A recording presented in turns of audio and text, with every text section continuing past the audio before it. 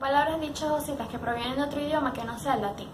La Real Academia Española enfatiza que su incorporación debe responder a las nuevas necesidades expresivas, sobre todo que la incorporación sea de forma ordenada y unitaria siguiendo las normas del español. Existen dos tipos de extranjerismo, los crudos y los adaptados. Los extranjerismos crudos son aquellas palabras que aún no se han adaptado a una lengua, en este caso el español, ya que o no existen o su adaptación no es fácil. Si se van a utilizar de forma escrita, se utilizan las cursivas. En el caso de los manuscritos, se utilizan las comillas latinas. Si utilizamos citas textuales de autores en otros idiomas, se pueden utilizar tanto las comillas como las cursivas, pero nunca ambas juntas. Para este tema tenemos el siguiente ejercicio. ¿Con qué marca gráfica van los extranjerismos crudos en las siguientes situaciones? Cursiva comilla, redonda, cursiva redonda, comillas latinas. Tenemos 4 opciones: cita textual, texto en cursiva, texto, texto manuscrito. La opción correcta sería la opción A. Como dije anteriormente, al usar citas textuales en otros idiomas, cualquiera de las opciones dadas en el enunciado sería la correcta. Los extranjerismos adaptados son aquellos que han sufrido algunos cambios para poder adaptarse a las normas morfológicas, ortográficas y fonológicas de un idioma. Por esta razón, estas pasan a formar parte del idioma en todas sus formas. Por esto, a diferencia de los extranjerismos crudos, no necesitan ser marcados de alguna manera, es decir, no es necesario que estén entre comillas o en cursiva, etc. Un ejemplo de extranjerismos adaptados podría ser la palabra blue jean, que se escribe de una forma en inglés y de otra forma en el español. Dentro de esta misma categoría también están los extranjerismos superfluos o innecesarios, que son aquellos que tienen un equivalente exacto en el otro idioma, en este caso el español. Por ejemplo, la palabra email tiene su equivalente en el español, que sería correo electrónico, backup, que significa copia de seguridad, y consulting, que significa consultora o consultoría. Este es el ejercicio número 6, que consiste en identificar todas las palabras que sean extranjerismos adaptados al español. La primera es un extranjerismo porque viene del inglés home run. La segunda, bikini. Short no es un extranjerismo. Ticket sí lo es, viene de la palabra ticket, con T al final. Knockout no es un extranjerismo, para que lo fuera debería tener la letra T al final. Meeting es un extranjerismo adaptado del inglés, pues viene de la palabra meeting, que significa reunión. Pony, carnet, es un extranjerismo adaptado del francés, carnet con T al final. Y capó. Hola chicas, ¿cómo están? Ahora que tenemos una idea, o por lo menos sabemos lo que son los extranjerismos y las maneras más fáciles de identificarnos, también sabemos los tipos de extranjerismos que tenemos, los crudos y los adaptados. Quiero hablarles un poco de los latinismos. ¿Alguno tiene alguna idea de qué es un latinismo? Bueno, no se preocupen, que aquí estoy para ayudarles a comprender un poco más esto. Los latinismos están sumamente relacionados con los extranjerismos. De hecho, se consideran extranjerismos netamente tomados del latín. De igual manera, en el latinismo existen los dos tipos que en el extranjerismo. Existen los crudos y los adaptados. Y cuentan exactamente con las mismas reglas descritas anteriormente por mis otras compañeras. También se considera incorrecto el uso de estas palabras y expresiones que respetan la grafía original, pero que incluyen la tilde cuando las reglas de acentuación españolas lo requieren. Tenemos un ejemplo muy claro, el cual es currículum. La palabra obviamente proviene del latín, pero al momento de ser traducida al español requiere la acentuación en su única letra I. Por lo menos aquí tenemos algo proveniente de la ortografía española del 2010. La palabra considerada currículum efectivamente es un latinismo, pero plantea dudas en cuanto a su acentuación. De acuerdo con esto, opta a considerarse que currículum, si la palabra vitae es una palabra adaptada, la cual se escribe de manera redonda y con tilde. Sin embargo, cuando tenemos la palabra curriculum vitae, la palabra completa, la frase completa, es una locución latina y por lo tanto se debe escribir de manera cursiva y sin tilde. Otras palabras también provenientes del latín deben ser adaptadas al momento de traducirse en español con su acentuación debida. Por lo menos tenemos la palabra quorum, la cual se encuentra acentuada en su única O, y la palabra déficit, la cual también se encuentra acentuada en la única E al principio de la palabra. Por último, sé que muchos se preguntarán cuál es la manera más fácil de poder identificar tanto un extranjerismo como un latinismo y poder subdividirlo en los tipos que hay de crudos o adaptados.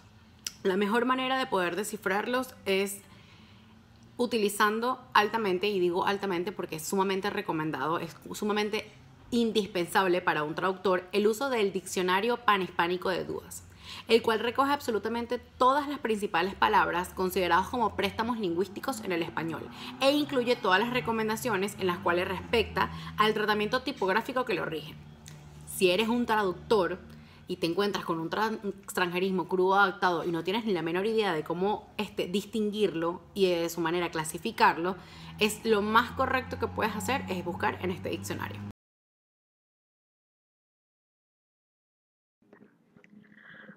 Muy bien, chicos. Ahora que ya tenemos una idea de lo que es un latinismo, también de lo que es un extranjerismo y podemos diferenciarlo en una oración, me gustaría hacer una actividad con ustedes. Esta actividad está escrita en inglés, así que se las voy a leer. Does the last word of the following sentence use italics? Esto quiere decir que si la última palabra de esta oración debería estar en su italic form, es decir, de manera cursiva. Esta es la oración. The professor's lessons was so disorganized, the students were convinced he was Meshuggah. Ahora, en esta oración tenemos al final la palabra Meshuggah. Obviamente entendemos que no es propiamente del inglés. Por lo tanto, la manera más fácil de descubrir la respuesta a esta pregunta es buscando en el diccionario. Evidentemente en el diccionario podemos encontrar que la palabra no es del inglés, sino que es un extranjerismo proveniente del hebreo. ¿Por qué no es latinismo? Por lo mismo que ya les expliqué antes. Los latinismos son extranjerismos provenientes del latín únicamente. Por lo tanto, es un extranjerismo adaptado. Hola chicos, después de haber hablado de los extranjerismos y los latinismos, yo les voy a dar unos tips para aprender a traducir tanto los nombres extranjeros como los apodos. Nombres extranjeros. Todos aquellos nombres propios provenientes de lenguas no romances deben ser traducidos de tal manera que se asemejen a la pronunciación de la lengua original. No se traducirán los nombres de personajes históricos o de acción, al menos que sus nombres ya estén castellanizados. Cuando la escritura de un nombre de algún personaje se asemeje a la del idioma en español, se debe respetar la del original. Por ejemplo, Bárbara, Mónica, Simon y León. Los apodos. Los apodos y alias se traducen de una forma en la que puedan añadir cierto sentido a la trama. Por otra parte, en algunos casos, se traduce también para mantener los atributos a los cuales el apodo otorga. Por ejemplo, Kung Fu Tu a Confucio, Llave a Jehová. Y finalmente, Wormtail o cola gusano, su versión española, para hacer referencia a la adaptación animal a la que se accede. Después de que vimos un poco de teoría, ahora los invito a que me acompañen a realizar algunos ejercicios para poder reforzar lo que aprendimos de los nombres extranjeros y los apodos. Bien, como les mencioné anteriormente, ahora ustedes y yo nos vamos a encargar de hacer algunos ejercicios que nos van a ayudar a reforzar lo que aprendimos sobre los nombres extranjeros y los apodos. Ahora vamos a ir a la página 52 de la guía de estilística de la traducción, a la actividad número 8, y nos vamos a enfocar en los ejercicios 1, 2 y 4, que serían los correspondientes a este tema. Veamos. El primero nos dice: todos aquellos nombres no provenientes de lenguas romance deben a. escribirse tal cual como se encuentran en su alfabeto original, o b. adaptarse a la lengua romance de tal forma que suene similar a su alfabeto original. Bueno, veamos, no sé qué dicen ustedes. Les daré 2 segundos para pensar. Ok, muy bien. ¿Ya pensaron? Pues yo creo que la respuesta es la B, correcto. Adaptarse a la lengua romance de tal forma que suene similar a su alfabeto original. Ahora vamos con la pregunta número 2.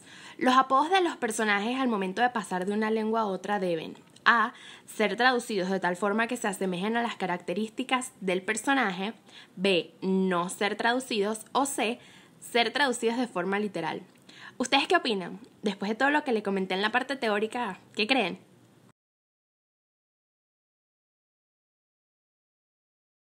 A. Ser traducidos de tal forma que se asemejen a las características del personaje. Ahora vamos con la pregunta número 4. Los nombres de los personajes históricos o personajes ficticios no castellanizados deben a. ser escritos para asemejarse a la pronunciación de su lengua original, o b. permanecer escritos como en su alfabeto original. Después de lo que vimos, ¿ustedes qué piensan? Definitivamente la b. permanecer escritos como en su alfabeto original. Ahora los invito a que sigan buscando más ejercicios relacionados con este tema para que podamos seguir aprendiendo más. Regiones y zonas geográficas. Los nombres geográficos que están constituidos en un sistema fonológico no se consideran extranjeros y deben ser acentuados de acuerdo a las leyes generales, adaptando así estos nombres extranjeros de tal forma en que suenen en su pronunciación original. Por ejemplo, Zúrich y Zúrich, Ruanda y Ruanda. Ejercicio número 3 de la guía.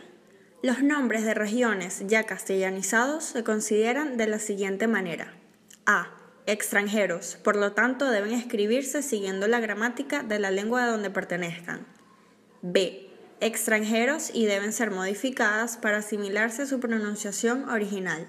O C. No extranjeros y se acentúan de acuerdo a reglas generales. La respuesta correcta es la C. No extranjeros y se acentúan de acuerdo a reglas generales. Para más ejercicios de este tipo te invito a que revises la guía.